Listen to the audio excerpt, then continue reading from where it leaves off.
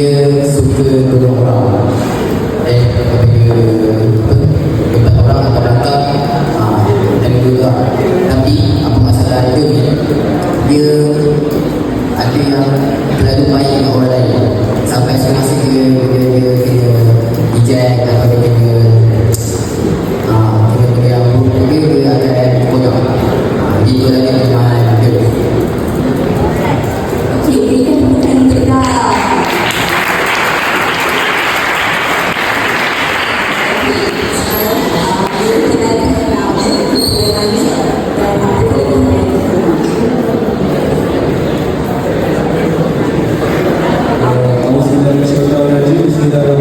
Assalamualaikum warahmatullahi wabarakatuh.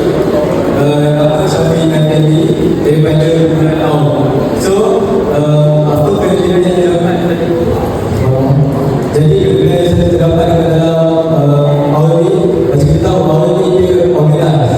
So, maksudnya dia selalunya boleh organize program, boleh handle benda. Selalunya orang akan pilih dia dulu untuk handle satu benda. Tapi selalu lebih juga bila dia akan perfectionist. So perfectionist tu saya pilih dia sebab dia nak rasa benda tu perfect dan jalan lancar. Kadang-kadang benda tu walaupun tak jalan lancar, dia tak boleh jalan lancar. So itu sebenarnya masalah juga sebab dia boleh merosakkan akidah dia.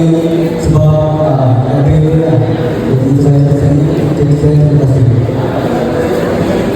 Okey, berikan tepukan untuk awak.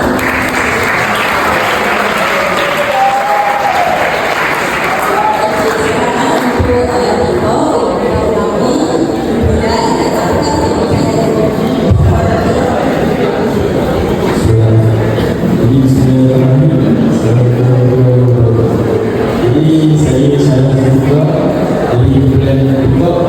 Jadi untuk Bikok ni personality seorang yang sedia dan mereka di bulan Syria. So pilihan dia selalu boleh betul lah. Tapi satu keburukan dia bila Bikok tu lebih ada masalah yang sedia bulan nampak gitu. So itu aku kata itu. Kita tepukan untuk Ifa.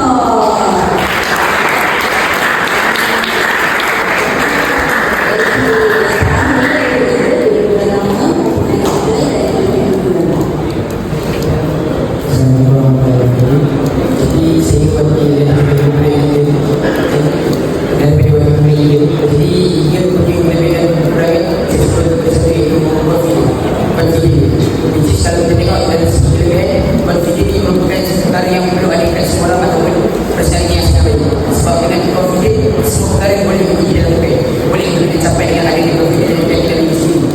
Tetapi dengan confident juga akan membawa kepada satu masalah yang sangat besar, iaitu mengungkapkan dalam diri kita sendiri.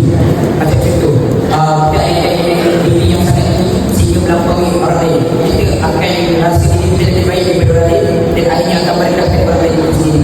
Itu ialah yang kita